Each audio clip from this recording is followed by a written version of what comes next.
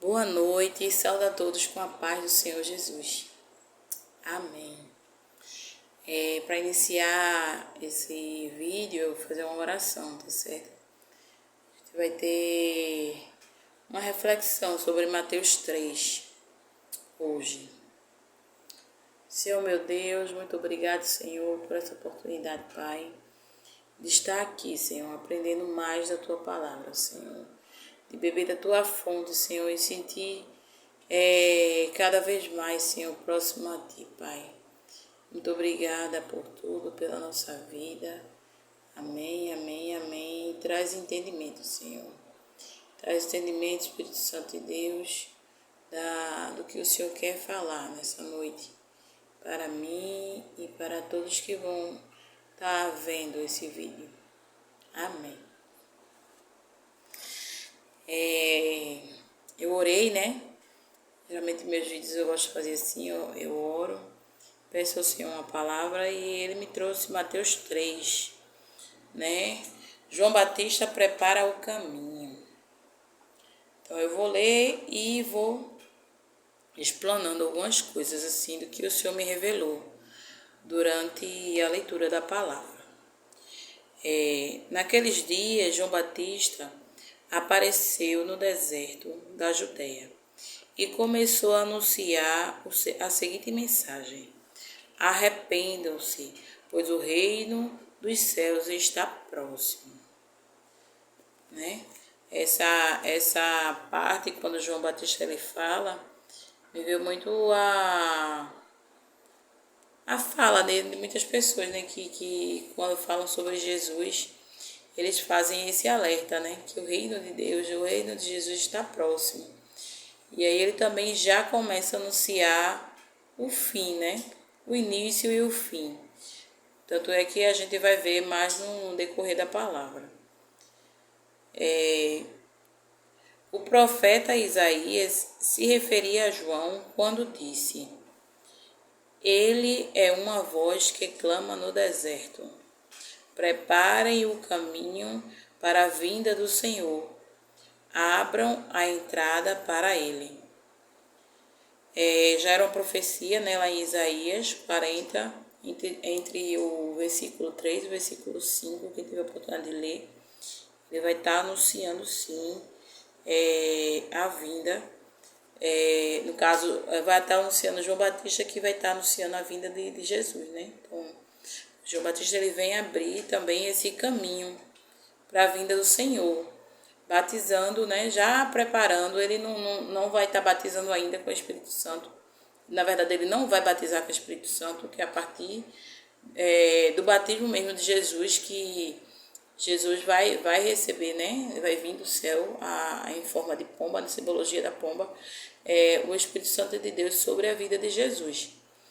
Mas durante a leitura do texto, eu entendo que Jesus foi a primeira pessoa que teve o batismo do Espírito Santo através de João Batista. Porque anteriormente ele só batizava com água, né? Para lavar os pecados, né? A simbologia de lavar os pecados.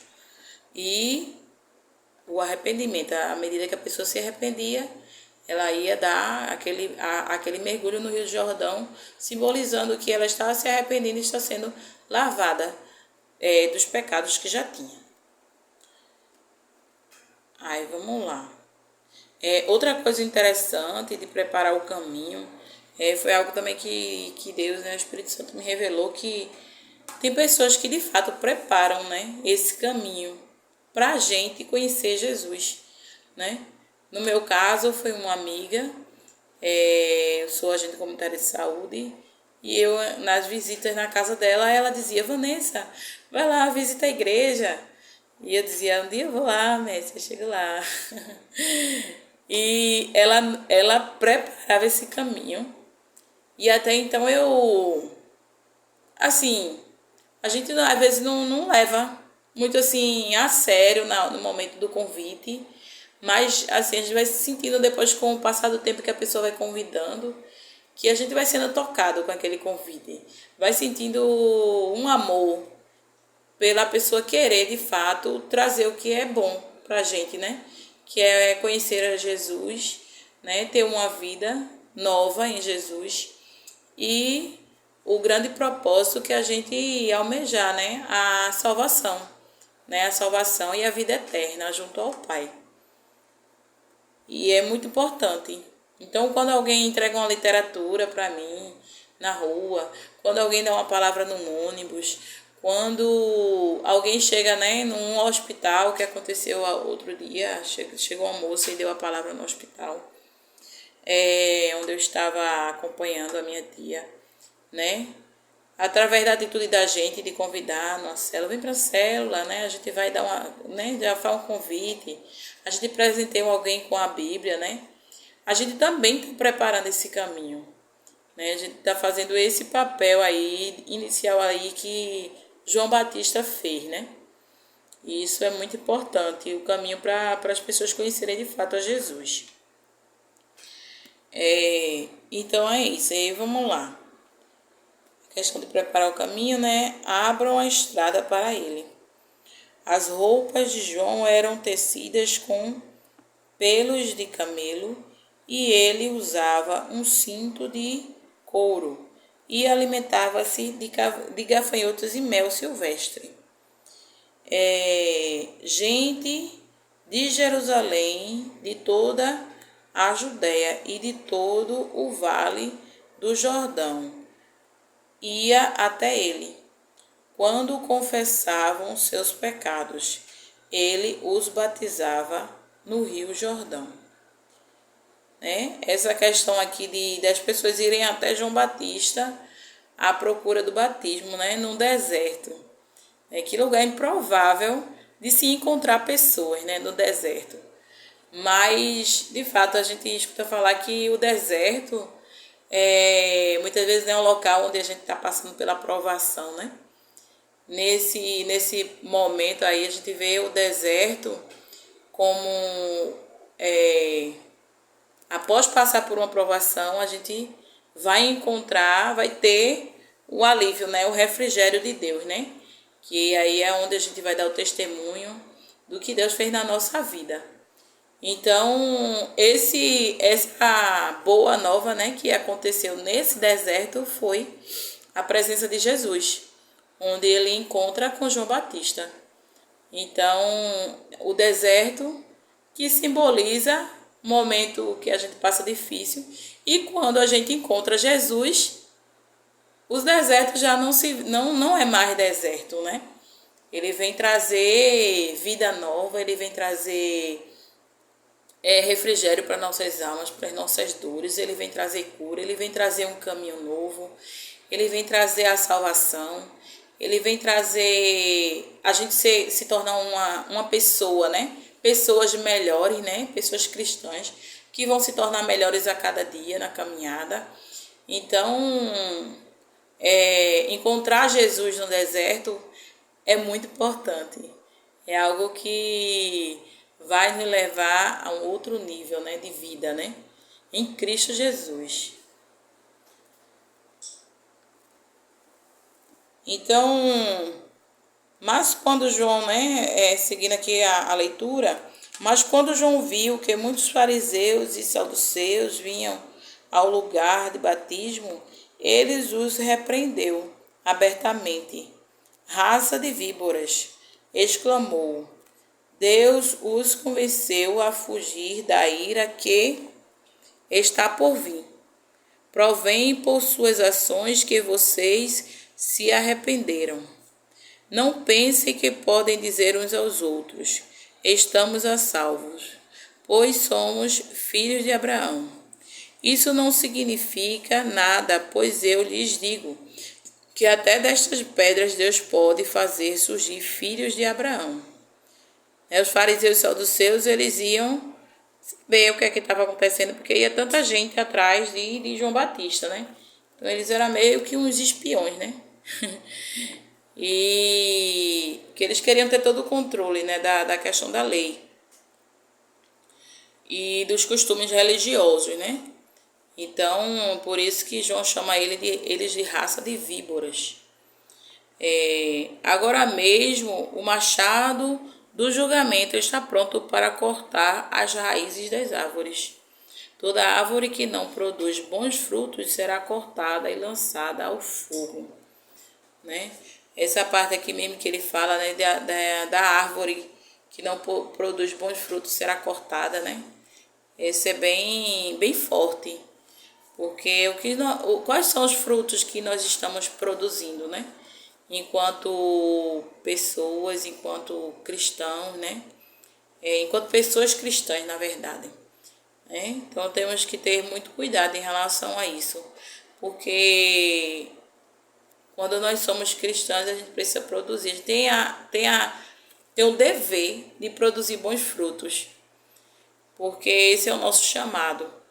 Né? Ser uma pessoa que faça a diferença na sociedade, onde a gente está no trabalho, em casa, dentro dos lugares, né, sociais onde a gente vai. Como fala, né, a palavra que a gente precisa ser o sal da terra, né? A gente não pode deixar né? A gente não pode deixar de fazer a diferença. Então, sempre quando a comida vai ter um pouquinho de sal, ela vai fazer toda a diferença. Assim é um cristão também. Ele vai fazer toda a diferença onde ele estiver. Eu batizo com água aqueles que se arrependem. Depois de mim, porém, virá alguém mais poderoso que eu, alguém muito superior, cujas sandálias não sou digno de carregar. Ele os batizará com o Espírito Santo e com fogo.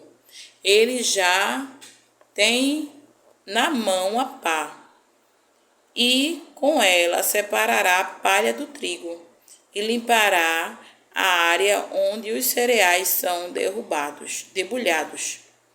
Juntará o trigo no celeiro, mas queimará a palha no fogo que nunca se apaga. Né? Que João Batista ele já anuncia, né, que Jesus vem para os que vão se arrepender, né, e vão aceitá-lo de coração. Mas essas outras pessoas, né, que são, né, a separação, como a parábola falando que Jesus vai separar o joio do trigo, né? Então seria esse joio, as pessoas que não se arrependeram, que escolheram a vida errada e prosseguiram até o dia de sua morte. Então elas podem perecer, né, de acordo com o que João já anuncia aqui, que elas vão correr o risco de perecer, de fato, ao fogo eterno, né? Um fogo que nunca se acaba. Imagine só, a pessoa está com a sua alma no fogo eterno, né? Se sentindo eternamente queimado, né? Não é fácil. Quem já levou alguma queimadura sabe o quanto que é terrível levar qualquer queimadura, por pequena que seja. O quanto que dói, o quanto que é dolorido. Imagine só você permanecer eternamente sendo queimado no fogo do inferno, né? Então, ele já anuncia de fato, né, o fim, né, o juízo final e o que vai acontecer com os que não seguirem o caminho de Cristo, né, da salvação. E aí vem o batismo de Jesus, ainda em Mateus 3, agora 12. Jesus foi da Galileia ao rio Jordão para que João o batizasse. João, porém, tentou impedi-lo. Eu que preciso ser batizado pelo Senhor, disse ele. Então, por que vem a mim? Né? João indaga a Jesus, então por que vem a mim? Porque eu que preciso ser batizado pelo Senhor. Que de fato, né, ele já sabia quem era Jesus, né? E aí a gente vê o quanto que João, né, já vem sendo, né, vem declarando a sua humildade de não ser digno de batizar o Filho de Deus. Mas também, de contrapartida, Jesus também, ele vem e ele age de maneira também humilde a se tornar igual a nós, né? Digno também de ser batizado por João, já que era algo que já dizia as escrituras, né? Que ele seria obediente em relação a essa questão, a esse momento. Porque tudo vem se cumprir nas escrituras nesse momento, nessa história. Então Jesus respondeu: é necessário que seja assim, pois devemos fazer tudo o que Deus requer. E João concordou em batizá-lo. João foi obediente e batizou Jesus. Depois do batismo, enquanto Jesus saía da água, o céu se abriu e ele viu o Espírito de Deus descer como uma pomba e pousar sobre ele. E uma voz do céu disse: Este é meu filho amado, que me dá grande alegria.